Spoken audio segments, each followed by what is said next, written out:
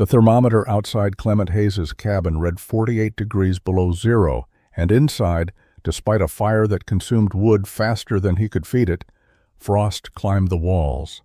3 miles away, Phineas Lockhart sat in his circular cabin, wearing only a light wool shirt, the fire barely more than coals, the interior a comfortable 45 degrees, while the same brutal cold pressed against walls that refused to surrender their warmth.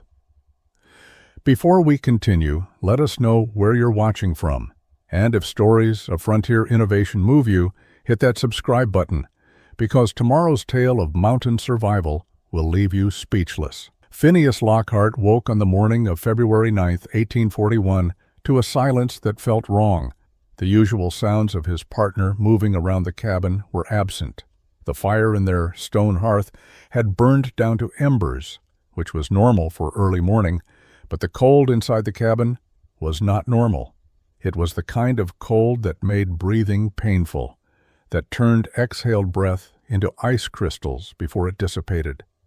He sat up on his sleeping platform and looked across the small rectangular cabin toward where Jeremiah Stowe should have been sleeping. Jeremiah was there, but he was not sleeping. Phineas knew this immediately, though it took his mind several seconds to accept what his instincts already understood. His partner of 3 years, a man who had survived 7 winters in the northern Rockies, was dead. The cabin was in the Montana Territory, tucked into a valley near the headwaters of the Missouri River. It was a good location for trapping, far enough from established routes to avoid competition, close enough to beaver streams to make the work profitable. They had built the cabin the previous summer using standard mountain man construction. 2 men working steadily could complete such a structure in 5 days. The cabin measured 12 feet by 16 feet, with walls made from logs notched at the corners and stacked horizontally. They had chinked the gaps between logs with moss and mud.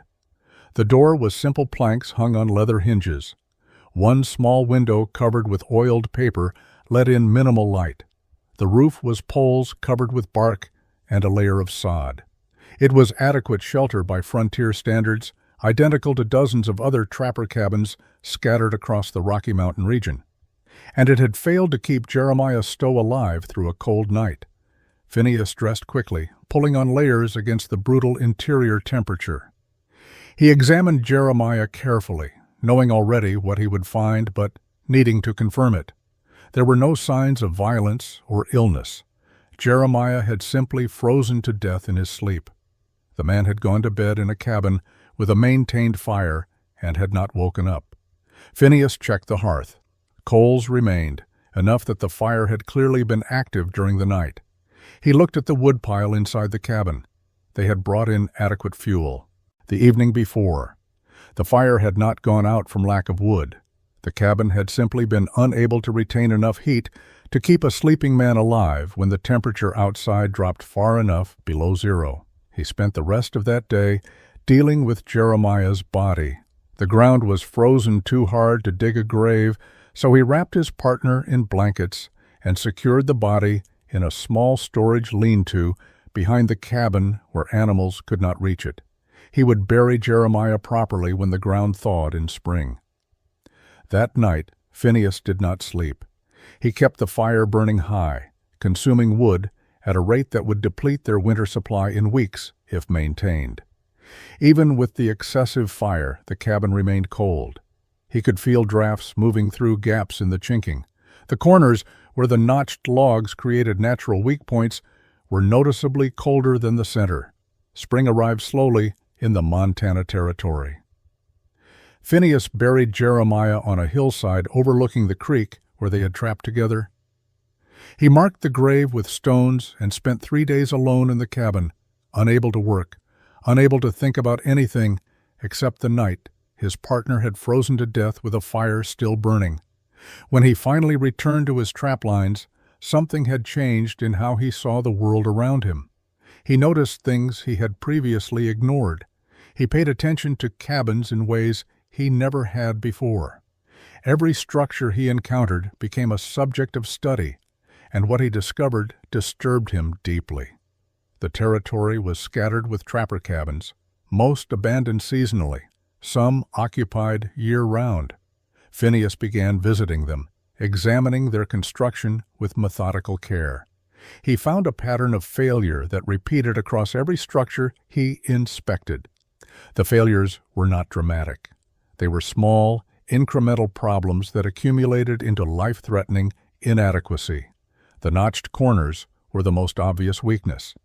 Every cabin used either saddle notches or dovetail notches to join logs at the corners. The technique was standard, taught by fathers to sons, used by every builder on the frontier. But the notches created gaps.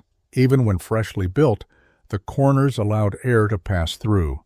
As the logs settled and dried over months and years, those gaps widened. Phineas could push his hand through some of the corner gaps in older cabins. Cold air poured through these openings during winter. The chinking between logs failed almost universally. Moss and mud were the standard materials, packed into the gaps between horizontally stacked logs. When fresh, the chinking provided adequate sealing, but moss dried and shrank. Mud cracked and fell out. After a single winter, most cabins showed significant chinking failure. Phineas examined cabin after cabin where large sections of chinking had simply disappeared, leaving gaps an inch or more wide running the entire length of walls. He studied how the cabins responded to wind. Rectangular structures presented flat walls to whatever direction the wind blew. He watched snow patterns around cabins and saw how wind created pressure differentials. The windward wall took the full force of cold air. The leeward wall created a low-pressure zone that pulled heat out through any gaps in the structure. Corners, where two walls met, concentrated these effects. Wall thickness became an obsession. A single log, even a large one, provided only 8 to 10 inches of wood between interior warmth and exterior cold. Phineas began to understand that this was simply inadequate for extreme temperatures. Wood was a better insulator than stone or metal, but a single layer of wood was not enough. He measured temperatures inside various cabins using a simple thermometer he had purchased years earlier for monitoring meat curing. With outdoor temperatures at 20 below zero, he found interior temperatures in occupied cabins with active fires ranging from 35 to 45 degrees. The cabins lost heat almost as fast as fires could generate it. The pattern was clear. Standard frontier cabin construction had fundamental thermal weaknesses that no amount of firewood could overcome. Phineas left the mountains in late June of 1841 to sell his furs and resupply. The journey to the trading post at Fort Union took 11 days by horseback. He sold his winter's work for a modest profit, enough to sustain another year in the mountains. But his mind was not on trapping or profit. He spent his evenings in the rough settlement around the fort, drinking coffee in the trading post's common room and listening to conversations he would have previously ignored. The fort attracted a diverse collection of frontier inhabitants. Trappers, traders, soldiers, missionaries, and settlers all passed through. Phineas listened carefully to anyone who mentioned building or shelter, looking for ideas that might solve the problem that had consumed his thinking since Jeremiah's death. On his fourth evening at the fort, he met Anders Nygaard. The Norwegian had arrived 2 months earlier with a small group of Scandinavian immigrants heading him toward the Oregon Territory. Anders was a stonemason by trade, a man in his middle 50s who had built structures across Norway before deciding to seek opportunity in America. He spoke English with a heavy accent, but with precision that suggested careful study of the language. Phineas engaged him in conversation about building techniques, and Anders spoke enthusiastically about construction methods from his homeland. He described stone buildings that had stood for centuries, methods of keeping structures warm through winters far harsher than most Americans had experienced. When Phineas mentioned his problem with cabin heat retention, Anders leaned forward with sudden interest. "In Norway, in the old times, we built with cordwood," Anders said. "Not long logs like your frontier cabins. Short pieces, cut to same length, maybe this. Long." He held his hands apart, indicating 12 to 15 inches. Stack them like bricks, with mortar between, the ends face out. Makes very thick wall, very warm. Phineas asked him to explain further. Anders sketched on a piece of bark with charcoal, showing how the technique worked. Short log sections, cut from straight timber, stacked horizontally with their cut ends, forming the exterior and interior wall surfaces. Mortar filled the spaces between the log ends, creating a composite wall. The logs provided structure and insulation. The mortar sealed gaps and held everything together. "The wall is thick," Anders continued, "maybe 14–16 inches, and the wood, when you cut across the grain like this, it does not pass cold as easy as long grain. The air in the wood cells, they are trapped, cannot move. Makes better insulation." He explained that in some regions, builders left a gap in the middle of the wall, filling it with sawdust or dry moss for additional insulation. The result was a 3-layer wall: outer log ends, insulating core, inner log ends. Such walls, Anders insisted, held heat better than any stone and far better than single-layer log construction. Phineas spent 3 more days with Anders, learning everything the mason could teach him about cordwood construction, mortar recipes, and thermal principles. When he returned to the mountains in mid-July, he carried notebooks filled with sketches and specifications. Phineas returned to his valley in late July and immediately began planning his experimental cabin. He selected a new site, higher ground than where the old cabin stood, with good drainage and a clear view in all directions. The location was 200 yards from the creek, far enough to avoid spring flooding, close enough that hauling water would not become burdensome. He spent 3 days planning the structure before cutting a single piece of wood. The decision to build circular rather than rectangular came from observations he had made during the spring. Wind hit rectangular cabins like a fist striking a wall.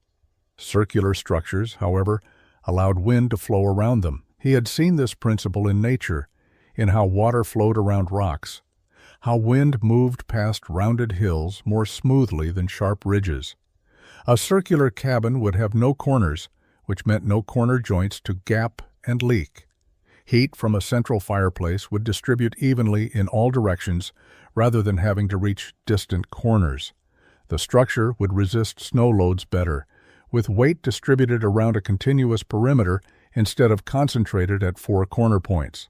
He marked the circle on the ground using a stake and a rope, creating a foundation perimeter 16 feet in diameter. The size would give him just over 200 square feet of interior space, adequate for one man living alone, smaller than his rectangular cabin had been, but more efficiently shaped. The foundation required 2 weeks of heavy labor. Phineas dug a circular trench 18 inches deep, then filled it with stones gathered from the creek. He selected flat stones and fitted them carefully, creating a level base that would support the walls and prevent settling. Most mountain cabins sat directly on the ground or on simple wooden sills. Phineas built a proper foundation, understanding that his thick cordwood walls would be heavy and that any settling would crack the mortar joints. Other trappers began visiting as word spread that Phineas was building again. Barnabas Cole arrived first, a veteran trapper who had spent 12 years in the mountains. He examined the circular stone foundation with obvious skepticism. "Building a fort?" Barnabas asked. "Building a cabin," Phineas replied. "Round cabin? Never seen that." Barnabas walked the perimeter. "Corners give you strength. Square corners brace each other. Round just sits there." Phineas explained his reasoning about wind resistance and heat distribution. Barnabas listened, but clearly remained unconvinced. He left shaking his head, muttering about newfangled ideas and how traditional methods worked fine if a man knew what he was doing. 2 other trappers visited over the following week. Both reacted similarly to the circular foundation. They questioned the shape, suggested Phineas was wasting time, reminded him that proper cabins had 4 walls and 4 corners. Phineas did not argue. He simply continued working. By mid-August, the foundation was complete. A circular stone base, level and solid, ready to support whatever he built upon it. The skepticism of other trappers did not concern him. Jeremiah had died in a proper rectangular cabin. The cordwood construction began in late August of 1841. Phineas started by cutting timber. He selected standing dead pine and fir, trees that had dried naturally but remained sound. Green wood would shrink as it dried, creating gaps in the wall. Seasoned wood was essential. He cut each log into sections exactly 14 inches long. The uniformity mattered. Variation in length would create uneven mortar joints and structural weakness. He used a measuring stick and marked each cut carefully before sawing. The work was tedious, repetitive, and absolutely necessary. By early September, he had cut and stacked over 600 log rounds. Each piece was examined for soundness, rejected if it showed rot or significant checking. The pile of cordwood grew beside his foundation, while visiting trappers made increasingly pointed comments. "Building a woodpile or a cabin?" one asked. "Looks like you're planning the world's smallest sawmill," another observed. The comments reflected genuine confusion. The pile of short log sections looked nothing like cabin building materials. Traditional construction used long logs, 12 to 20 feet in length, stacked horizontally to form walls. Phineas's approach appeared nonsensical to men trained in conventional methods. The mortar recipe came from Anders. Nygaard's instructions. Phineas mixed clay from the creek bank with sand, lime he had brought from Fort Union, and a crucial ingredient that made his mortar different from typical cabin chinking. He added sawdust, the fine powder created during his log cutting.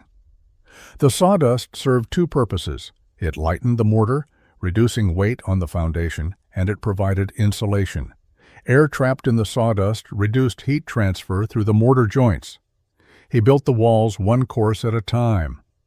A layer of mortar on the foundation, then log rounds placed side by side around the circle, their cut ends facing outward and inward. More mortar between each log round, filling the spaces completely. Then another layer of mortar on top and another course of log rounds, offset from the first course so vertical joints did not align. The pattern resembled brick masonry more than log cabin construction. Each log round acted like an insulating brick. The mortar sealed and bonded. The result was a composite wall where neither the wood nor the mortar worked alone, but together created something stronger and more thermally efficient than either material individually. Phineas built slowly, allowing each course to set before adding the next. The walls rose at a rate of roughly 3 courses per day. At 14 inches per log section, plus mortar thickness, each course added about 15 inches of height. The walls reached 5 feet by late September, 6 feet by early October. Barnabas Cole visited again in mid-October. He stared at the half-finished structure, the circular wall of log-end cross-sections rising from the stone foundation. "Looks like a beehive made from a woodpile," he said. "You've lost your mind, Lockhart. That's not a cabin. I don't even know what that is." Phineas continued laying mortar and placing log rounds, not bothering to respond. The walls reached 7 feet in early November. Phineas built the doorframe from thick planks, mortising them into the cordwood wall structure. The door itself was heavy lumber reinforced with iron straps, hung on proper hinges he had purchased at Fort Union. The window was small, positioned high on the south-facing wall, shuttered from inside with thick planks. The roof presented a unique challenge for a circular structure. Phineas built it in a conical shape, like an enormous hat sitting on the round walls. He constructed a central support post, then ran rafters from the post to the top of the walls, creating a framework that resembled an open umbrella. Over the rafters he laid split planks, then birch bark in overlapping layers, then sod. The result was heavy, but the circular walls supported the weight evenly around their entire perimeter. By late November, the cabin was complete. Phineas moved his belongings from the old rectangular cabin to the new structure. He built a stone fireplace in the center of the circular space, with the chimney rising through the peak of the conical roof. The central fireplace position meant heat radiated outward in all directions, reaching every part of the wall equally. The interior was unusual. The curved wall made furniture placement different from a rectangular cabin. Phineas built a sleeping platform that followed the curve. His table sat near the center. Storage shelves were mounted on the wall, their brackets curved to match. The space felt smaller than his old cabin, despite having nearly the same floor area. The circular shape concentrated everything toward the center. Trappers visited throughout December, and their reactions ranged from bemusement to outright mockery. The structure's appearance was undeniably odd. The exterior showed hundreds of circular log-in cross-sections, creating a pattern that resembled a wall made from stacked coins. The round shape and conical roof gave it a primitive appearance, like something built by someone who did not know proper construction techniques. "Looks like a beaver dam standing on end," one trapper commented. "The beehive cabin," another called it. The nickname stuck. Barnabas Cole brought 3 other trappers to see what he called Lockhart's Folly. They walked around the structure, examining the cordwood walls with barely concealed amusement. One tapped the log ends with his knuckles, as if testing whether the wall was solid. Another asked if Phineas planned to start keeping bees in his hive. "How long did this take you?" Barnabas asked.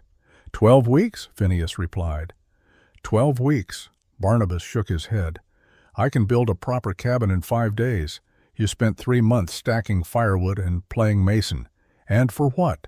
So you can live in something that looks like your woodpile fell over and froze in place?" The other trappers laughed.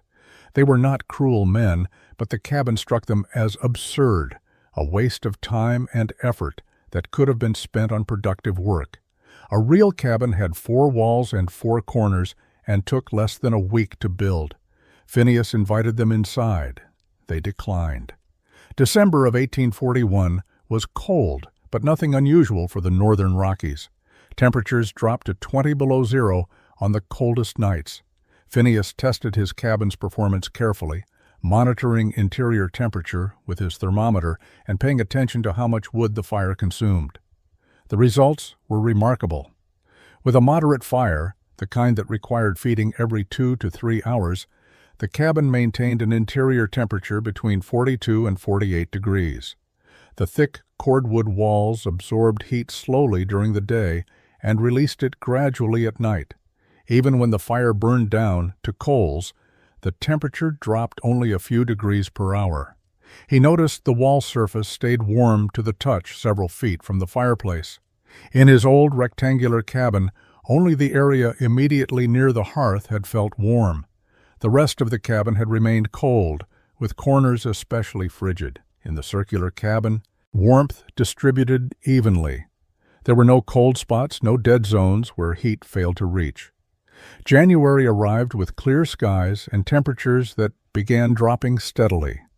By the 5th of January, 1842, the thermometer outside Phineas's cabin read 35 below zero. By the 8th, it read 42 below. The cold was severe, but not unprecedented. Trappers prepared for such weather, stocking extra firewood and limiting outdoor activity. On January 11th, the temperature dropped to 48 below zero. It stayed there. Day after day, the brutal cold persisted without moderation. 48 below, 50 below, 52 below on the morning of January 14th. The cold was relentless, deep, and life-threatening. Phineas heard reports from other trappers through brief encounters during firewood gathering. The cold was destroying normal cabin life. Men were burning wood faster than they had stockpiled, going through entire winter supplies in days. Fires had to be maintained constantly at roaring intensity just to keep interior temperatures above freezing. Sleep became dangerous because letting the fire diminish even slightly meant waking to potentially lethal cold. One trapper reported waking to find water frozen solid in a bucket sitting 3 feet from an active fire. Another described frost forming on the interior walls of his cabin despite continuous fire tending.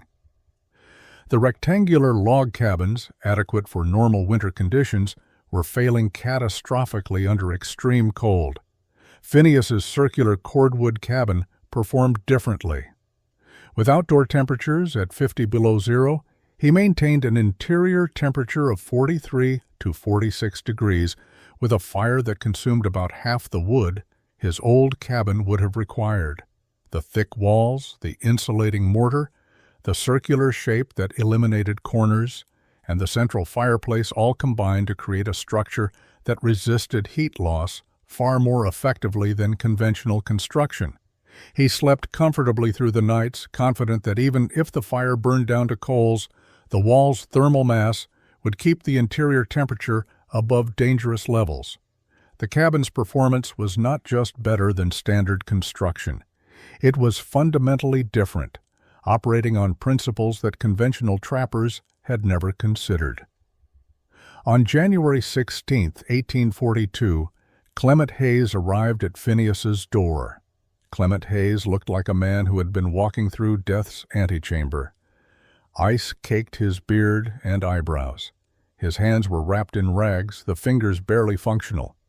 He knocked on Phineas's door with what strength remained, then collapsed against the doorframe when it opened. Phineas pulled him inside and shut the door against the 50 below cold. Clement could barely speak. Phineas sat him near the fireplace, removed the frozen outer layers of clothing, and wrapped him in blankets. It took nearly an hour before Clement could form coherent sentences.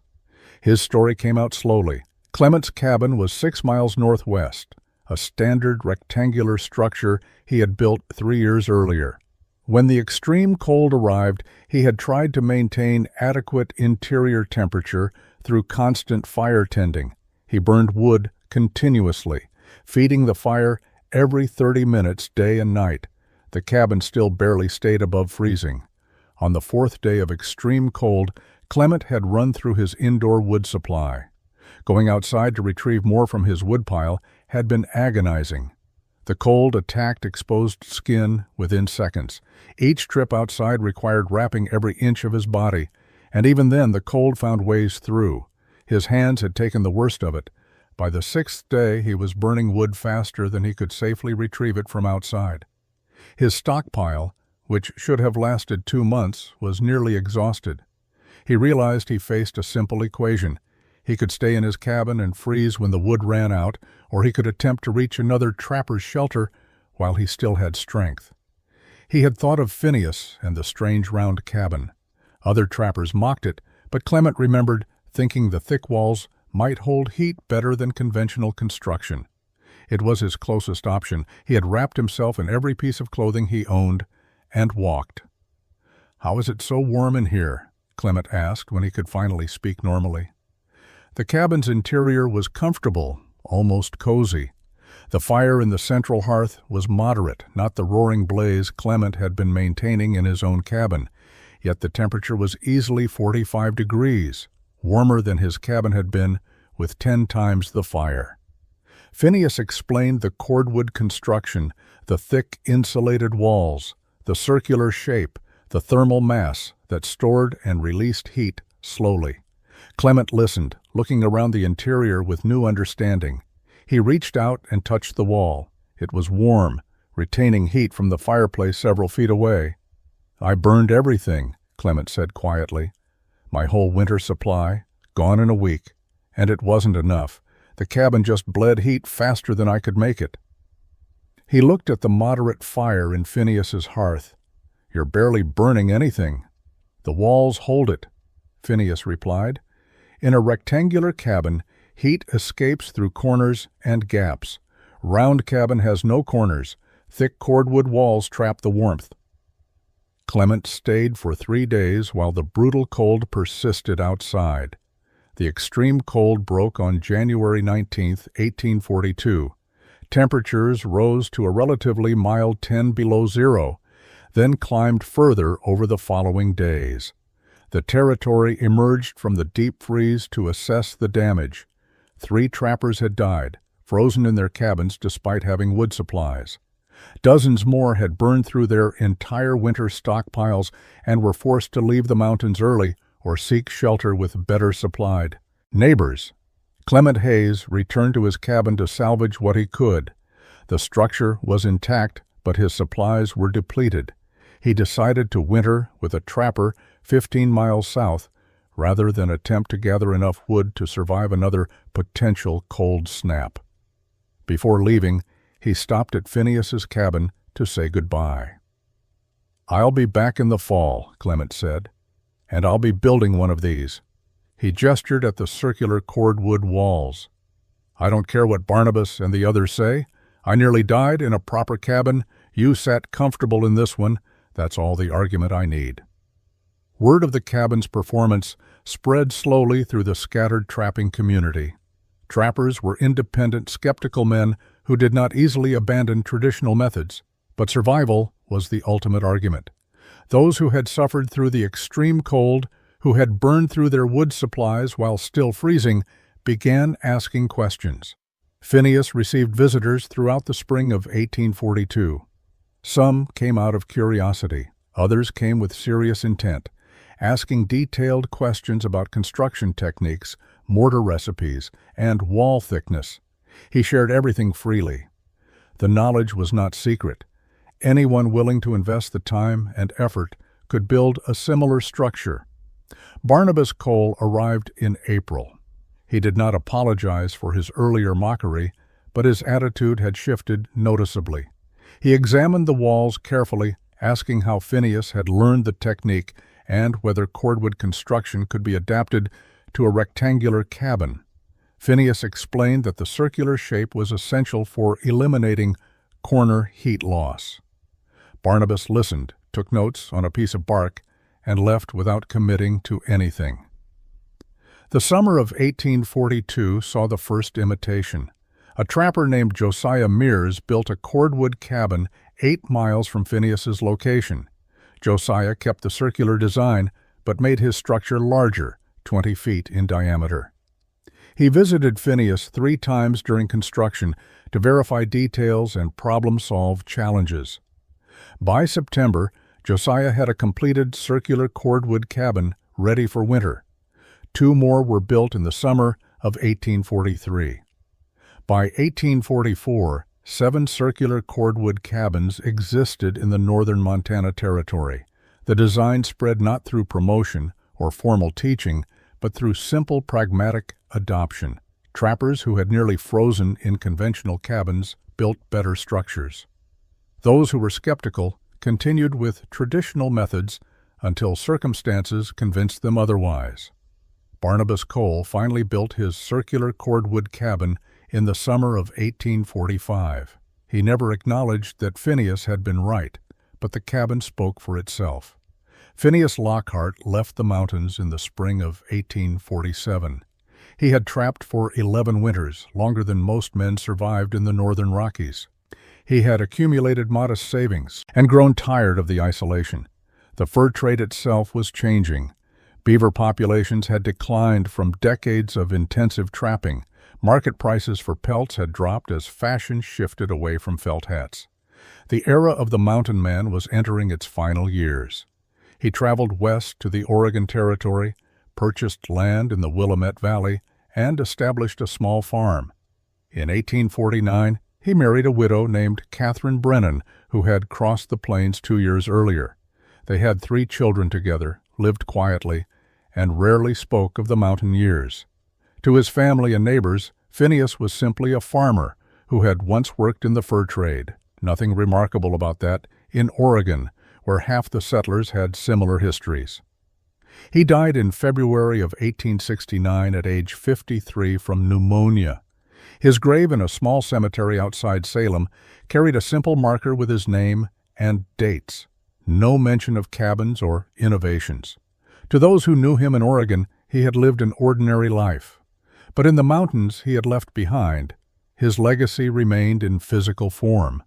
The circular cordwood cabins scattered across the northern territories continued to shelter inhabitants long after Phineas stopped building them. Some were maintained and occupied continuously.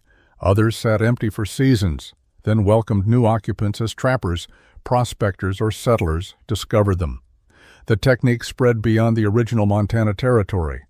Trappers who had learned cordwood construction from Phineas or from others he had taught carried the knowledge into Wyoming, Idaho, and the northern reaches of the Dakota Territory.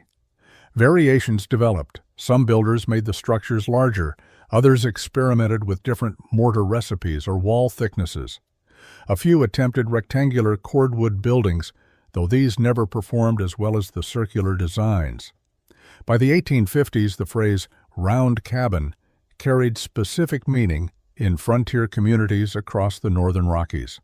It designated a structure built for serious winter survival, a cabin that would keep its occupants alive through cold that killed men in conventional shelters. Settlers moving into the territories specifically sought round cabins as temporary shelter while establishing permanent homesteads. The cabins themselves lasted far longer than typical frontier construction. The thick walls, properly mortared, resisted decay remarkably well. Cabins built in the 1840s remained structurally sound into the 1870s and beyond. Several survived into the 20th century, eventually abandoned not because they failed, but because their remote locations fell out of use. The innovation that Phineas Lockhart developed from a mason's memory and desperate necessity saved an unknowable number of lives. The exact count is impossible to determine because survival often goes unrecorded.